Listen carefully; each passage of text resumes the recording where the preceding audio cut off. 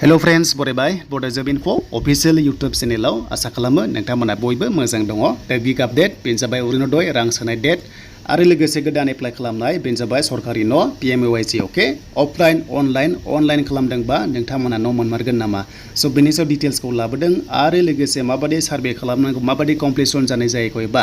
गावनि फैसा हाबनाय हाबैखौ खनबेसे हाबखो बेखौ नायनोब्ला स' बबेयाव नायनांगौ न'निखौ डिटेल्सखौ लाबोदों बेखायनो जायफ्रा बड'जब इनफो अफिशियल यूट्यूब चेनेलाव गोदान साबस्क्राइब खालामना ला जेब्लायबो नोंथांमोना बर' रावजों आपडेट मोनबाय थागोन आरो सरकारि साख्रि लन स्किमनि सायावबो नोंथांमोना आपडेट मोननो हागोन दासान्दि गोबांथार नोंथांमोना अनलाइन न'नि एप्लाइ खालामगासिनो दं गामि ओनसोलाव गोबांथार गोनो गोथो बेले बेजे सोमजिगासिनो दङ जे दखान थांदों आरो अनलाइन खालामदों होननानै अके स' बे गासैबो अनलाइना नोंथांमोना खालामबा न' मोना आरो जायफ्रा अनलाइन खालामदों बे जाबाय मोनसे ग्रिभेन्स खालामनाय एबा साजेसन लानायसो नाथाय बे अनलाइन एप्लाइ नङा आरो बेखौ खालामबा न' मोना स' नोंथांमोना जुदि खालामदोंबा नोंथांमोननि राङा ओरैनो थांबाय होनना सानना लादो बेनो जाबाय गोदान एप्लाइ न'निया बे नङा सिस्टेमाव अके माखासे प्रसेस दङ प्रसेसनि गेजेरजोंसो नोंथांमोना न'खौ एप्लाइ खालामनांगौ स' बेखायनो सिगां खोनादोंमोन नोंथांमोना IOI होननानै बेबो सेमानो न'आनो सरकारि न'आनो दा बेखौहाय गोदान नाम होनानै बेनो जाबाय प्रधान मन्त्रि आवास योजना ग्रामीण एबा PMAYG होनना खालामनाय जाबाय अके दा बेनिनो डिटेल्सखौ नोंथांमोना लाना फैदों स' अरुणोदयनि फैसाया गाबोन हाबगोन 10 डेटआव हाबगोन 750 रांखौ जायफ्रा मोनाखै नोंथांमोना गाबोन मोननो हागोन स' दानिया फैबाय न'आव दा न'आव गासै किस्तिया खनथाम हाबो बिनि उनाव लास्टआव वेजेस हाबो जब कार्डआव अके थ' बेखौ नोंथांमोना जायफ्रा न' मोनो होमबासो मिन्थिगोन दा जोङो मोनसे गामियाव जेसेबांनाखि न' दङ एबा मोनसे बिजनेसनि आन्दाराव बेसेबां न' मोनदों जों बेखौ नायनो हायो स' बेखायनो आवास शप होननाय मोनसे अफिसियेल पर्टेल दङ जों बेयावनो गासैबो डिटेल्सखौ नायनो हागोन बेखायनो बेयाव जोङो क्लिक खालामनांगौ अके स' बेयाव क्लिक खालामनाय लोगो लोगो रिपर्ट मोनसे अप्सन मोनो जों बेयाव थांबानो खैथा न' मोनदों मोनबेसे किस्ति हाबखो जों बेखौ गासैबो नुनो हागोन आरो ID बेनिफ्राय सेंसन अर्डारखौ जोङो नायनो हायो अके दा बेखायनो जों क्लिक खालामबाय नोंथांमोना बुजिनांगोन जे अब्लासो डिटेल्सखौ नोंथांमोना मोनबाय थानो हागोन अके माखासे प्रसेस थायो गभर्नमेन्ट प्रसेसजोंसो गासैबो खामानिया जायो दा बेनिफ्राय जायफ्रानोखि न' लिस्ट दंखायोमोन दासिमबो खायसे कमप्लिट जायाखै लासैसो जाबाय थायो गोबांथार माने टाइम लायो अके मानोना गोबां प्रसेस दङ गभर्नमेन्टआ लासैसो कमप्लिट जायो आरो बे जोबनाय लोगो लोगोनो गोदान सेंसन अर्डार जायो अके स' बेखायनो फार्स्ट लिस्ट सेकेन्ड लिस्ट बेबायदि थाबाय थायो दा अनलाइन खालामो नामा स' फार्स्टआवनो अनलाइन टटेलि न'आ एप्लाइ खालामा अके स' नोंथांमोना बेखौ जायखिजाया दखानाव अनलाइन खालामनो हाया अके मानोना गोबां चेनेलाव हरदों अनलाइन एप्लाइ जागासिनो दं होननानै नाथाय बे गासिबो नंखाय देन अफलाइनसो जागोन स' नोंथांमोना अफलाइनसो जागोन फार्स्टआवनो नाम्बार 1 अनलाइन बे जेब्लायबो PMAYG न'आ जाया अके नाथाय टलिदा अनलाइन जायो देन बेनिफ्राय PMAYG आ जेब्लायबो माने बे जाबाय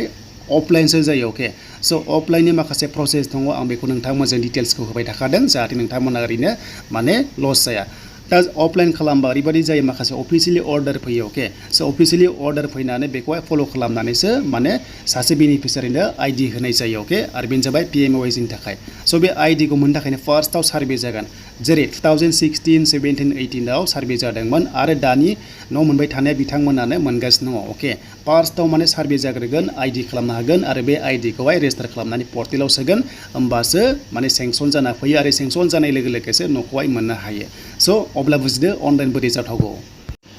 दा जोङो बे नटिसखौ नायनोसै अब्ला बांसिन क्लियार जागोन दा बे साबजेक्टआव लिरदों रिगार्डिं सार्भेयर माने रेजिस्टार खालामनो थाखाय सार्भे कन्डाक्ट खालामगोन आरो बे सार्भे जाबाय आवास प्लास नोंथांमोननि PMAYG नि थाखाय सार्भे खालामगोन आं जायखौ सार्भेनि खोथा होनगासिनो दङ दा बे सार्भेया ओरैबायदि जागोन ब्लकनि आन्दाराव गोबांथार BCDC थायो आरो BCDC नि आन्दाराव गोबांथार गामि थायो बेयाव माने जायफ्रा बेनिफिसियारिया एलिजिबल एबा न' मोनथावगौ बिथांमोनखौ सार्भे खालामनानै लोगो जिअ'टेक खालामगोन आरो जिअ'टेक खालामनानै पर्टेलाव सोगोन अब्लानो माने गोदान रेजिस्टार जागोन एबा ID नि थाखाय रेजिस्टार जागोन अके स' बेखायनो ब्लक अफिसनिफ्राय BCDC लेभेलाव माने थांगोन दा जोङो DRD होननाय खोनायो DRDआ जाबाय ब्लकनि सबसे देरसिन आरो ब्लकनि आन्दाराव गोबांथार BCDC थाबाय एबा गाव पन्सायत थाबाय स' बिनि आन्दाराव बेनिफिसियारि थाबाय एबा गामि थाबाय स' बेयाव सार्भे खालामहैगोन आरो बे सार्भेखौ सोर खालामगोन नोंथांमोना क्लियार जाखादो आरो बे सार्भे खालामनो थाखाय माखासे दायित्व होनाय जासिगोन एबा सर्सआव मोननाय बादिबा दायित्व होनाय जाबाय बेनो जाबाय ब्लक अफिसाव माने ब्लक अफिसनिफ्राय थांगोन नालाय बेखायनो बेयाव फार्स्टआव थागोन नोंथांमोना मोनदों जे हमना ला जास्ट एग्जाम्पल गाव पन्सायत सेक्रेटारि एबा GPS थागोन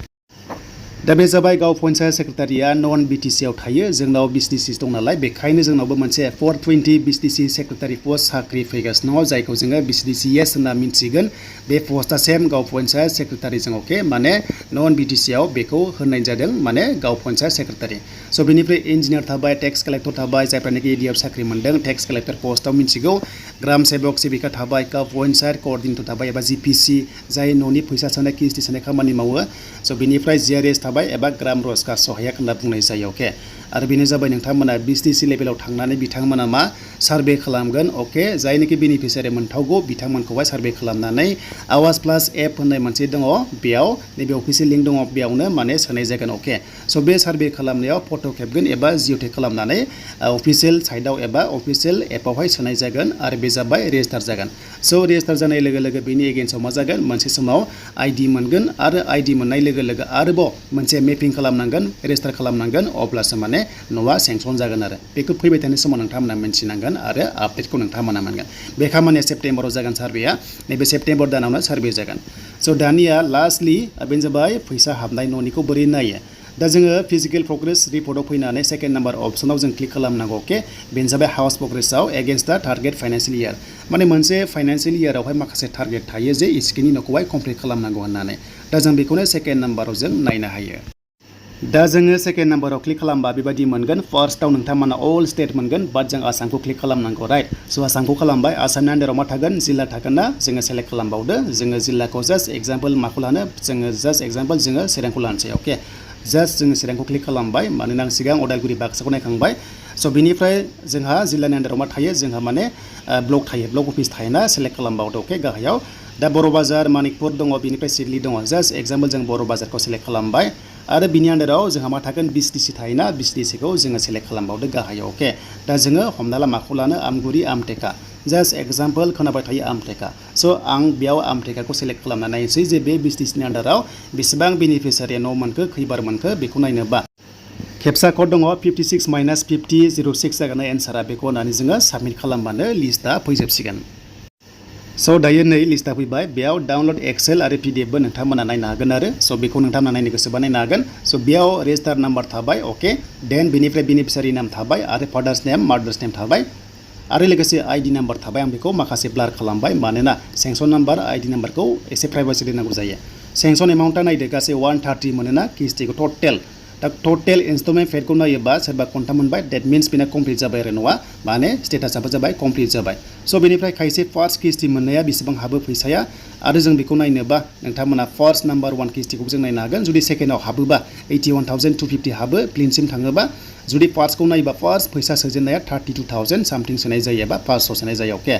32,500 रांखौ फार्स्टआव सोग्रोयो आरो बेखौ मोननाय लोगो लोगो न'खौहाय मावजेननांसिगोन आरो टटेल बेनिफिसियारिया नोंथांनाव बेसेबां फैसा हाबखो बेखौ नायनोबा नोंबो नायबानो जाबाय सेम प्रसेस फैनानै नायबानो जाबाय नोंनाव खनबेसे फैसा हाबखो अके स' बेनो आरो मोनसे बिजनेसनि आन्दाराव गासै हमना ला 500 600 400 300 न' थायो अके स' बेबायदि सिस्टेमाव सेंसन जानानै नोंथांमोनाबो बै समाव 2029नि गेजेराव दानि गोदान सार्भे जानायखौ नोंथांमोना मोनहैगोन आरो स' बेनोमोन बुजिबाय नोंथांमोना जे न'आ अनलाइन जाया अफलाइन जासिगोन आरो गोदान सार्भे जासिगोन दा बावैनो आरो लोगोसे रेजिस्टार खालामनानै नोंथांमोना न'खौहाय जायखिजाया 5 बोसोरनि गेजेराव कमप्लिट नोंथांमोना मोनगोन स' बेनोमोन नोंथांमोननि थाखाय एवारनेस भिडिअ आसा खालामो नोंथांमोना बुजिबाय खायसे खायसे चेनेलाव अनलाइन जादों होनना बुंदों बाट बे नङा स' गासैबो नोंथांमोना दायो डिटेल्सखौ मोनबाय